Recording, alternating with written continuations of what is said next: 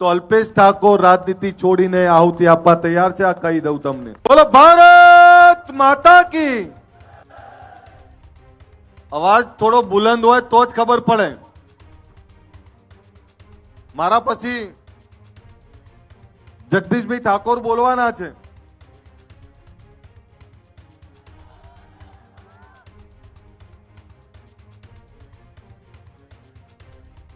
આજે ગુજરાત ક્ષત્રિય ઠાકોર સેનાના આમંત્રણને માન આપીને સમગ્ર ગુજરાતનો સમાજ આવ્યો છે અને સમાજની સાથે તમામ સામાજિક રાજકીય શ્રેષ્ઠીઓ આવ્યા છે. આપણી વચ્ચે અમરતજી ઠાકોર, જયસિંહજી ચૌહાણ, દિલીપજી ઠાકોર, ચંદનજી ઠાકોર, રોહિતભાઈ ઠાકોર, કેશાજી ચૌહાણ, લવિંગજી ઠાકોર, દિલીપ નટુજી ઠાકોર, ગુજરાત સરકારના મંત્રી રમણભાઈ સોલંકી, મારા પિતાશ્રી બળદેવજી ઠાકોર, જગદીશભાઈ ઠાકોર, એમની બાજુમાં કીર્તિદાનભાઈ ગઢવી, વિક્રમભાઈ ઠાકોર, આપણા સાબરકાંઠાના સાંસદ શોભનાબેન બારૈયા, બનાસના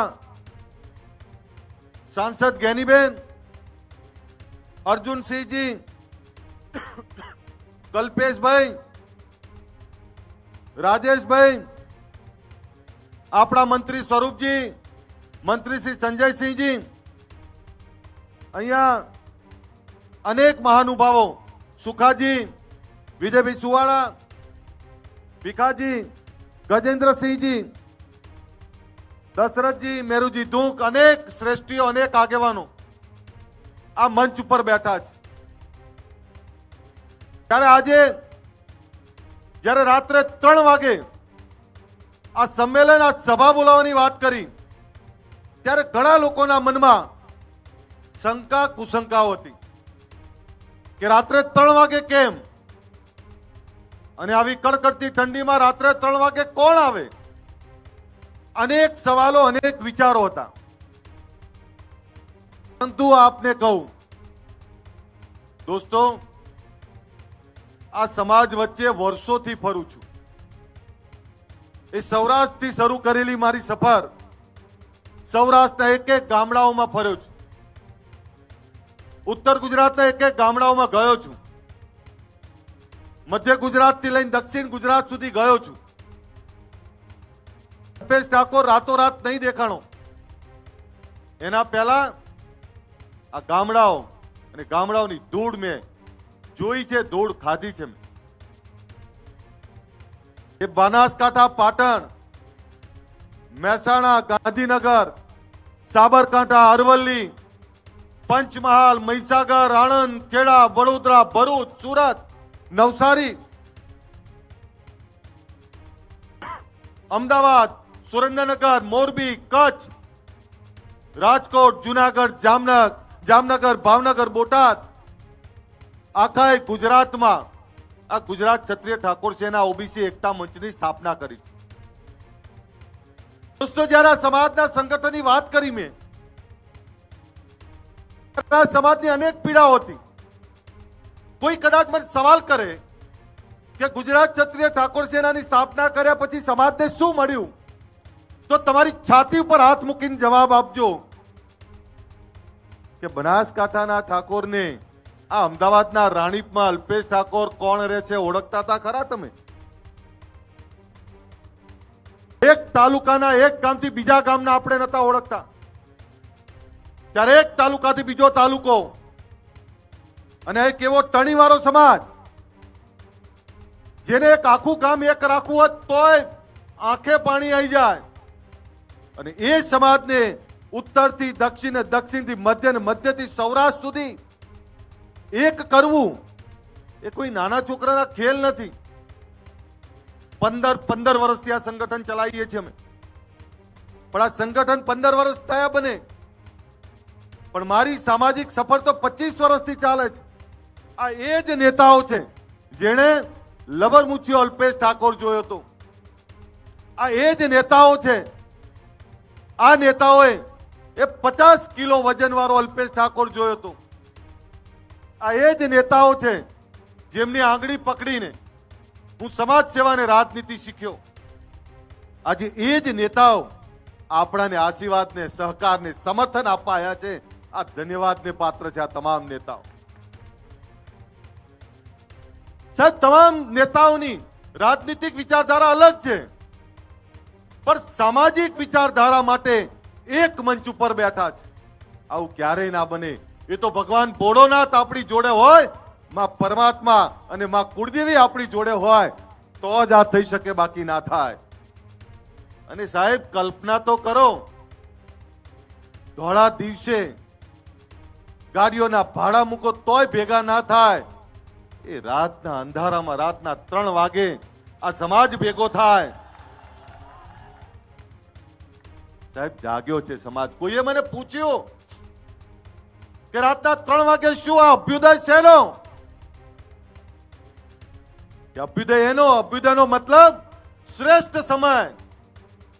અભ્યુદય એનો કે હા, હવે વ્યસનની સામે જાગ્યા છીએ.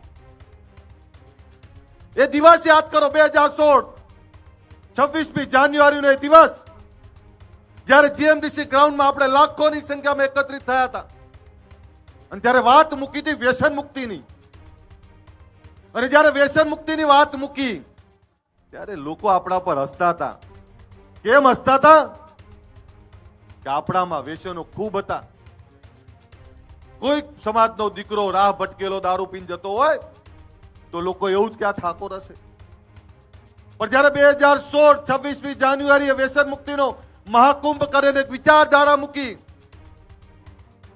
હવે અમારા નવલોહિયા યુવાનોને, અમારા દીકરાઓને ભર જવાનીમાં ખોવા નથી.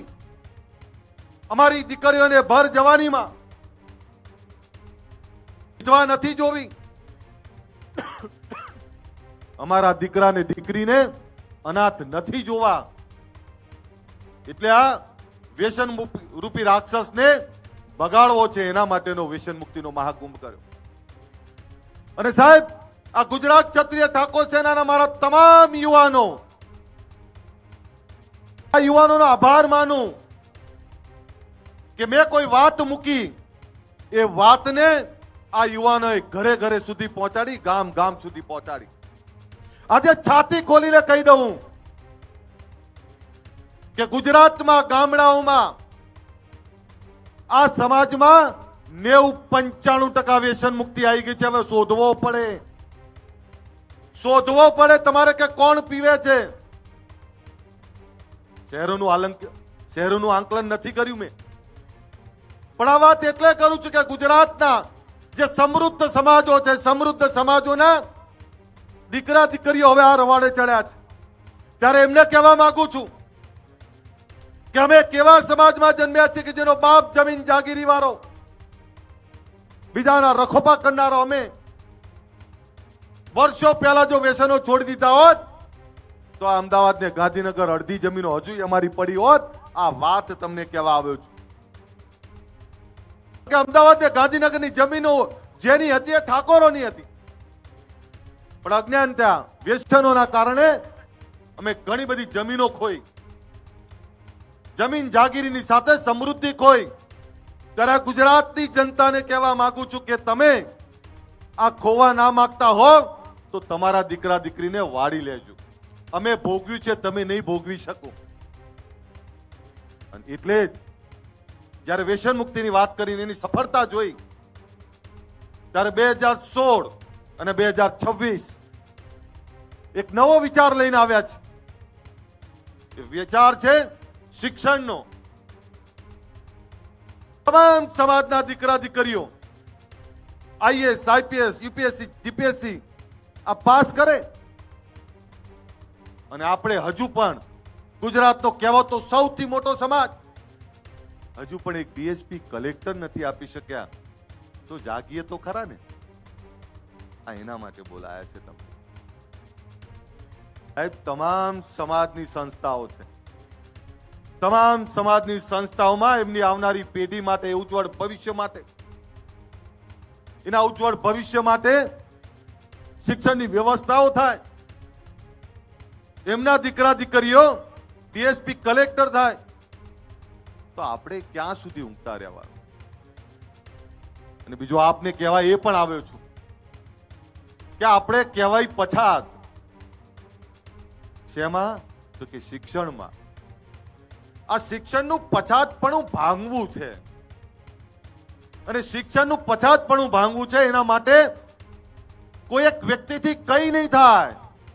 એક વિચાર મૂકવો પડે, ને વિચારને આપણે બધા એક સાથે ઉઠાવવો પડે, તો જ કંઈક થાય, બાકી કંઈ ના થાય. જે સમાજો આગળ આયા એ સમાજોમાંથી પ્રેરણા લેવી પડે. જે સમાજો આગળ આયા એ સમાજોથી શીખવું પડે, અને નહીં શીખીએ તો થાકી જઈશું.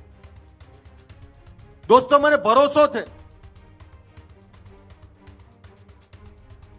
મને ભરોસો છે કે જે સમાજ રાતના 3 વાગે ભેગો થઈ શકતો હોય એ હવે જાગ્યો છે, અને એની આવનારી પેઢીના ભવિષ્ય માટે જાગ્યો છે. ત્યારે આને હવે કોઈ પાછો નહીં પાડી શકે.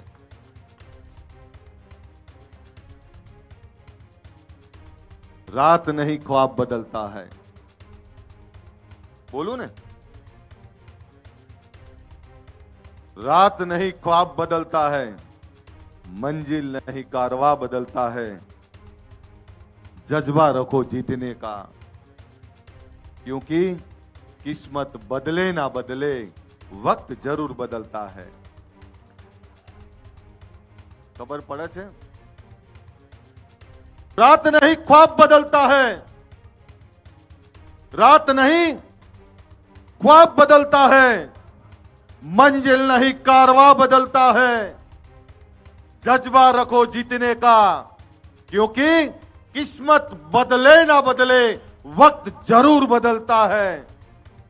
आज वक्त बदलवो छे ने એટલે ભેગા કર્યા છે તમને. સમય પાછો લાવવો પડે, સમયના પન્નાને પાછા ફેરવવા પડે. એ ચાહે શિક્ષણની વાત હોય, ચાહે રોજગારની વાત હોય, કે ચાહે ભાઈ રાજનીતિની વાત હોય.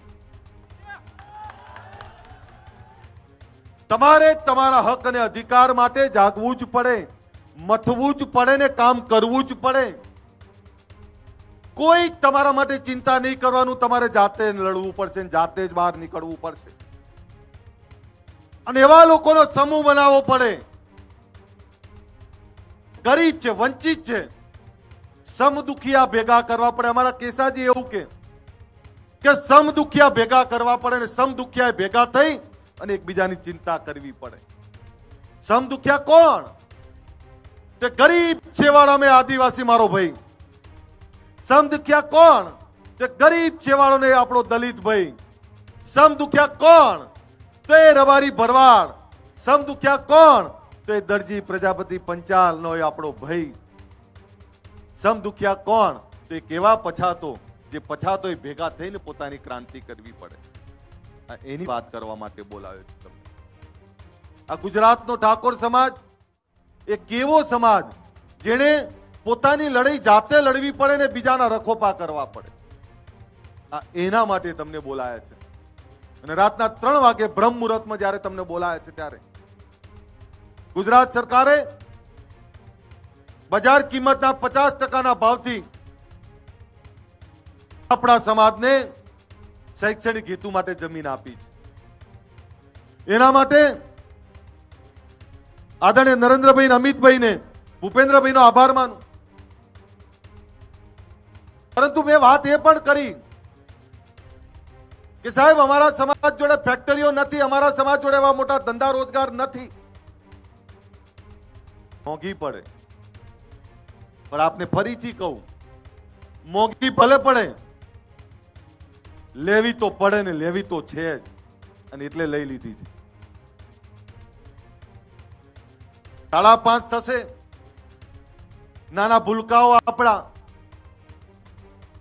એ ભૂમિપૂજન કરવાના છે. કોઈને એવું થાય આ 10 વર્ષથી નાના 11 બાળકો એમની જોડે ભૂમિપૂજન કેમ કરાવે છે? ત્યારે બાળકોને કહેવા માટે કે કાલ અમે જતા રહીશું, આ તારા માટે ભવ્ય ઇમારત બનાવી રહ્યા છે ને, આ એના માટે તારા જાતે તારું ભવિષ્યનું નિર્માણ કરવા માટે ભૂમિપૂજન કરાવીએ છીએ. સાહેબ, એક એવું સરસ્વતી ધામ જ્યાં યુપીએસસી જીપીએસસી ના ક્લાસ ચાલતા હોય, એક એવું સરસ્વતી ધામ જ્યાં અદ્યતન લાઇબ્રેરી હોય, એક એવું સરસ્વતી ધામ જ્યાં 2000 થી વધારે દીકરા દીકરીઓ રહી શકે, એક એવું સરસ્વતી ધામ જ્યાં સ્પર્ધાત્મક પરીક્ષાઓની તૈયારી થઈ શકે, એક એવું સરસ્વતી ધામ જ્યાં વિદેશ અભ્યાસ ને વિદેશ રોજગાર માટેનું માર્ગદર્શન મળી રહે, એક એવું સરસ્વતી ધામ કે સરકારની તમામ યોજનાઓની અમલવારી હોય. એક એવા સરસ્વતી ધામની વાત કરું છું જે સરસ્વતી ધામમાં આ સમાજની દિશા નક્કી થાય અને સમાજના બાળકોના ભવિષ્યની ચિંતા થાય. એ સરસ્વતી ધામનું આજે ભૂમિપૂજન કરવાનું છે, એના માટે તમને બોલાયા છે. સાહેબ, એવું નથી કે આ સમાજના શ્રેષ્ઠીઓ કંઈ નથી કર્યું. આ ગુજરાતમાં 50 થી વધારે સંસ્થાઓ ચાલે છે. દરેક આગેવાન પોતપોતાની રીતે મથે છે, કરે છે, અને તમામ આગેવાનોને વંદન કરવા પડે. પરંતુ એક સંસ્થા કે 50 સંસ્થાઓથી કંઈ નહીં થાય. આપણે તાલુકે ને જિલ્લે આવી સંસ્થાઓ ઊભી કરવી પડે. સાહેબ, અભિનંદન આપવા પડે પાટીદાર સમાજને. કેટલી બધી સંસ્થાઓ બનાવી એમણે. અભિનંદન આપવા પડે રબારી સમાજના રેક સંસ્થા મારી જ વિધાનસભામાં છે. ચૌધરી સમાજનું આંજણા ધામ મારી જ વિધાનસભામાં બને. પ્રજાપતિ સમાજનું ભવ્ય સંકુલનું ભૂમિપૂજન થઈ ગયું, એ પણ મારી જ વિધાનસભામાં બને. બ્રહ્મ સમાજનું ભવન પણ અહીંયા જ ચાલે. સરદાર ધામ પણ અહીંયા જ. અને આ જ બધાની વચ્ચે સરસ્વતી ધામ પણ આપણું ત્યાં જ બની રહ્યું છે. એટલે મને ભરોસો છે કે હવે આપણાને કોઈ નહીં રોકી શકે. દોસ્તો, તમને વિનંતી કરું છું, વેસનોમાંથી બહાર નીકળ્યા છીએ, જોજો પાછા વેસનો બાજુ ના ફરતા. વિનંતી કરું છું, પેટે પાટા બાંધીને પણ દીકરા દીકરીને ભણાવો. દીકરા કે દીકરીના લગ્નમાં લકલૂટ ખર્ચો કરીને દેખાડા માટે જમીનો ના વેચાય. વિનંતી કરું છું અહીંયા બેઠેલા તમામને, જેની જોડે જે જમીનો બચી છે સાચવી રાખજો. તમે ક્યારે કલ્પના કરી હતી કે આ ગાંધીનગરમાં 50 કરોડનો વીઘો હોય? ક્યારે કલ્પના કરી હતી કે અમદાવાદમાં 100 કરોડ રૂપિયાનો વીઘો હોય? આ જમીનો સાચવી રાખો. જે જમીન આજે 5 કરોડની છે, હું તમને દાવાથી કહું 10 વર્ષ સાચવી રાખો, એ 25 કરોડની થવાની છે. અને 25 કરોડની થાય પછી ફેક્ટરી નાખવા માટે વેચશો ને તો અમને ગમશે. કારણ કે જમીન 1 વીઘો વેચ્યા પછી જે ફેક્ટરી નાખશો અને ફેક્ટરી નાખ્યા પછી બીજી 5 વીઘા લઈ શકશો, એનું ગમશે અમને. પણ ખોટા દેખાડા ને ખોટા એબમાં જો જમીનો વેચશો તો આવનારી પેઢી માફ નહીં કરે. હું નસીબદાર છું કે મને આ સમાજમાં જમ્યો ને આ સમાજે મને પ્રેમ આપ્યો. સાહેબ, નસીબદાર છું કે આ આગેવાનો પોતાના પોલિટિકલ રાજકીય વિચારધારા છોડીને સામાજિક વિચારધારામાં આપણી વચ્ચે બેઠા છે. સાહેબ, હવે મારી એ જવાબદારી થાય છે અને અમારી એ જવાબદારી થાય છે. ગુજરાત ક્ષત્રિય ઠાકોર સેનાની જવાબદારી થાય છે કે તમે તમામ મોભીઓ એક સારા કામમાં, ભગીરથ કાર્યમાં, સમાજની એકતામાં જ્યારે અહીંયા એને બેઠા હોય ત્યારે આ એકતા તૂટે નહીં, તમારું દિલ ના દુભાય, એની જવાબદારી પણ અમારી જ છે કે નહીં? આપણી જવાબદારી હોય તો એકવાર જોરદાર તાળીઓ પાડીને સમર્થન આપજો. થાય ને આપણી જવાબદારી? અરે આગેવાનોને કહીએ છીએ કે સાહેબ, આ સમાજમાં એક એવા બોલકા યુવાનો તૈયાર કર્યા છે અમે, જે સમાજની ચિંતા કરે છે. આ લાલ કેસ વાળા યુવાનો, તમે વિચારો, રાતના 3 વાગે સભા કરે અને રાજકીય આગેવાનોને બોલવાની પ્લેટફોર્મ પૂરું પાડે અને એમને તો શું મળવાનું છે હજુ ખબર નહીં. એક વિચારધારા માટે મથે છે. અને સાહેબ, આ બધા એવા લોકો છે કે છેલ્લા 15 વર્ષથી મારી જોડે છે. આમાંથી 98% લોકો એવા છે કે 15 વર્ષથી મને હિંમત આપતા રહે છે, ચિંતા ના કરો, આવનારો સમય આપણો છે.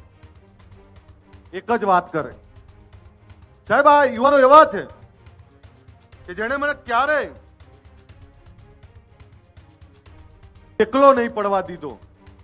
અને ઘણીવાર કહું, ઘણા મને હળવાશથી લેવાનો પ્રયત્ન કરતા હોય, પણ આ સમાજની એકતા કરવી હોય તો સહન કરવું પડે.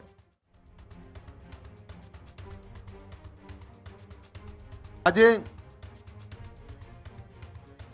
સરસ્વતી ધામની વાત કરીએ છીએ આપણે, અને જ્યારે સાચું કામ થતું હોય ત્યારે તમામ લોકો સમર્થન આપતા હોય, અને ત્યારે આટલા બધા લોકો અહીંયા ઉપસ્થિત છે, બધાનો હું આભાર માનું છું.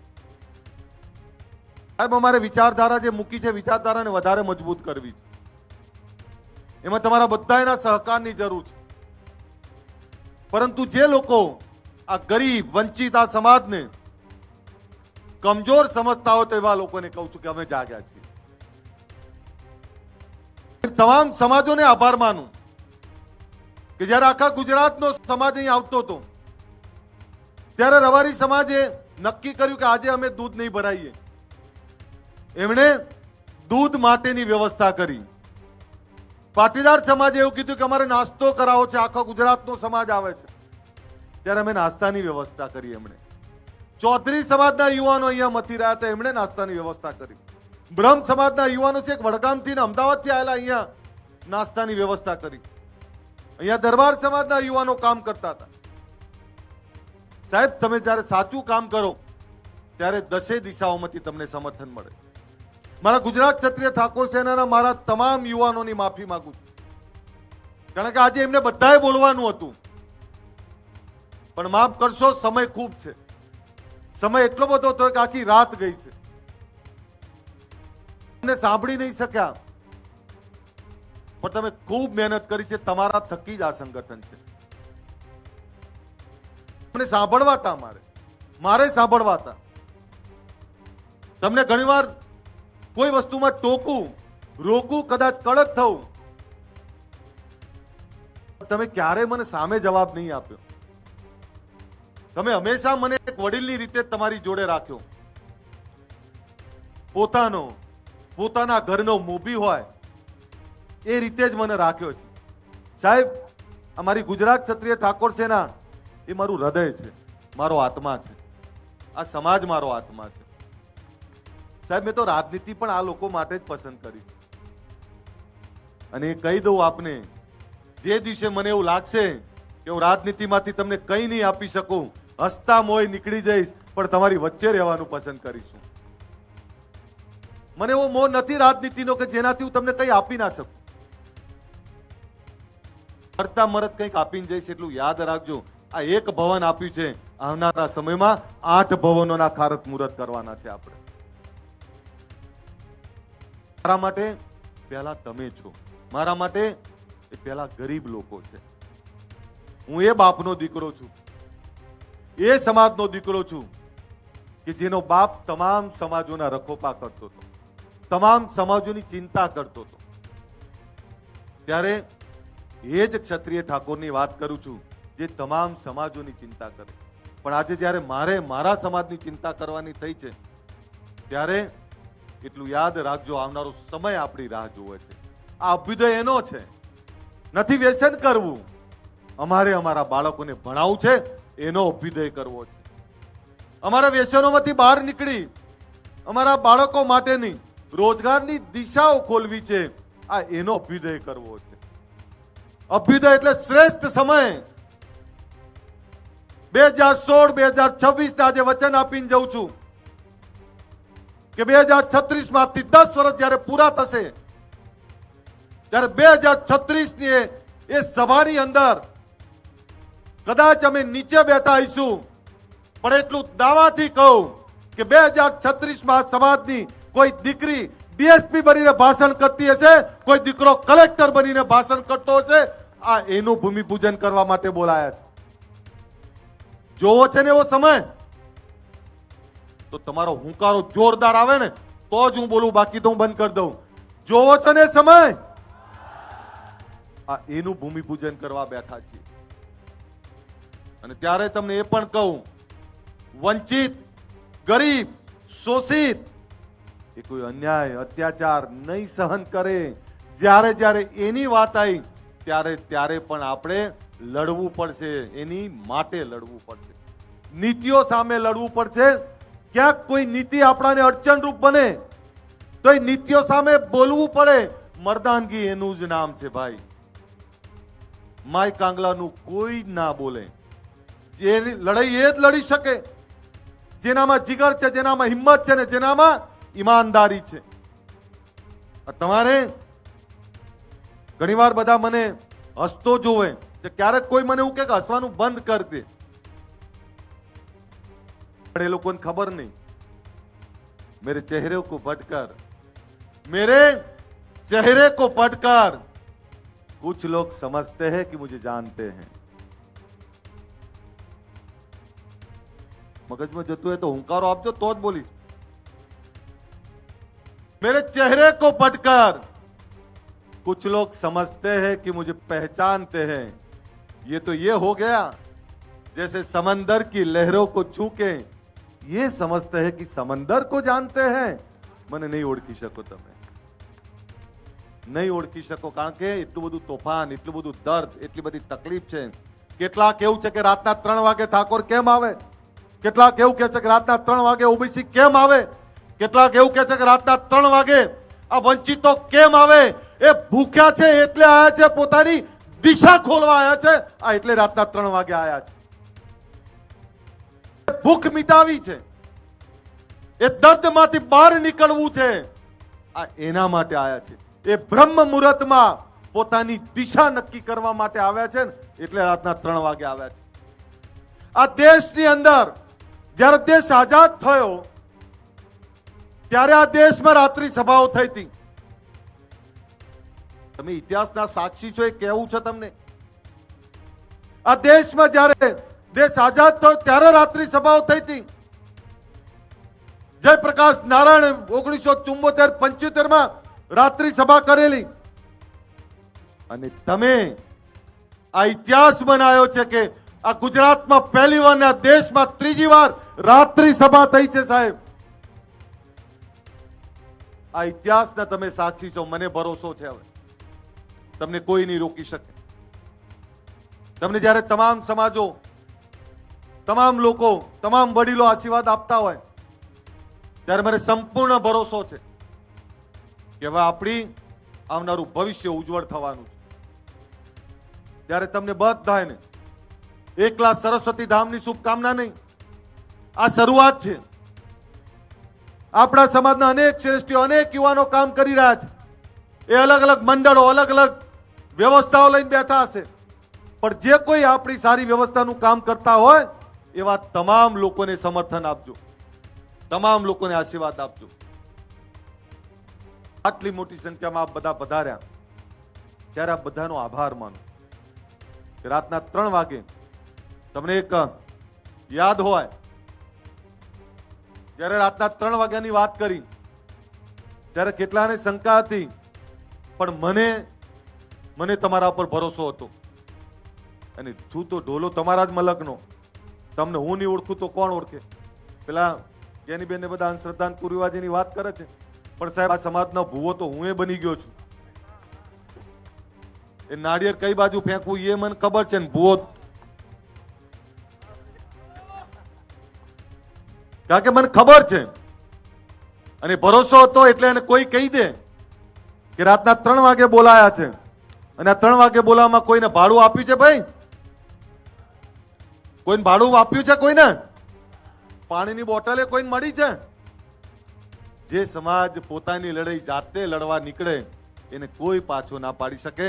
અને તમે તમારા સ્વયં ખર્ચે જ્યારે બોલાવો છો, ત્યારે આવો છો, ત્યારે હું તમારો બધાનો ઋણી છું. હું ફરીથી તમને બધાને નમન કરું છું અને તમારો બધાનો આભાર માનું છું તમારો અલ્પેશ ઠાકોર એનો એ જ અલ્પેશ ઠાકોર છે. થોડો વિવેકી બન્યો છું, પણ નીડર છું, ડરપોક નથી. મને ખબર પડે છે, પણ એનો એ જ અલ્પેશ ઠાકોર હું. ના રૂકા હું, ના ડરા હું, ના ડગા હું. તમારા માટે લડ્યો છું ને લડતો રહીશ. એના માટે જ આ જાહેર જીવનમાં આવ્યો છું. ત્યારે તમામ સમાજોના આશીર્વાદ જ્યારે અહીં મળ્યા હોય અને એ સમાજોની સાથે આટલો મોટો સમાજ અહીં આવ્યો હોય, ત્યારે તમારો બધાનો આભાર. ફરીથી આદરણીય નરેન્દ્રભાઈ અને અમિતભાઈનો આભાર, આદરણીય ભૂપેન્દ્રભાઈનો આભાર કે જે જગ્યા આપી છે એ જગ્યા માટે અમારો હૃદયથી અમે આભાર માનીએ છીએ. પરંતુ અહીંયા તમામ પક્ષાપક્ષીથી પદ થઈને અહીંયા બળદેવજી ઠાકોર, અહીંયા ગેનીબેન ઠાકોર, જગદીશભાઈ ઠાકોર, આ કોંગ્રેસ પાર્ટીના આગેવાનો છે, એ અહીંયા બેઠા છે.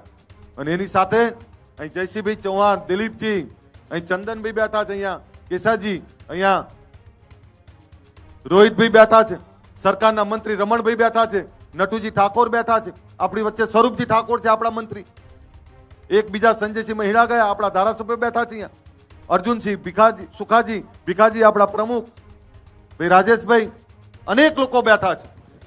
ત્યારે બધાનો આભાર માનું છું. અને 5:30 સુધી રાહ જોશો ને બધા, તમને અહીંયા લાઈવ બતાવવાનું છે. ત્યાં આપણા બાળકો હમણાં ભૂમિપૂજન કરે, એ તમને અહીંયા લાઈવ બતાવવાનું છે.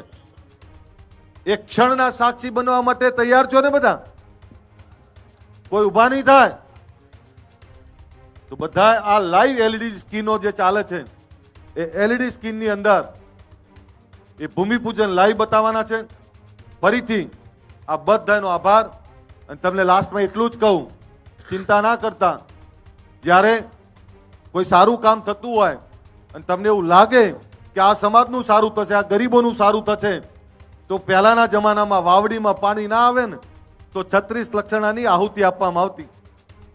તમને એવું લાગે કે આ સમાજનું ભલું થયું હોય તો અલ્પેશ ઠાકોર રાજનીતિ છોડીને આહુતિ આપવા તૈયાર છે. આ કહી દઉં તમને. પણ આ સમાજની ચિંતા, ગરીબોની ચિંતા હંમેશા કરતા રહીએ, એ જ વિનંતી સાથે મારી વાત પૂરી કરું.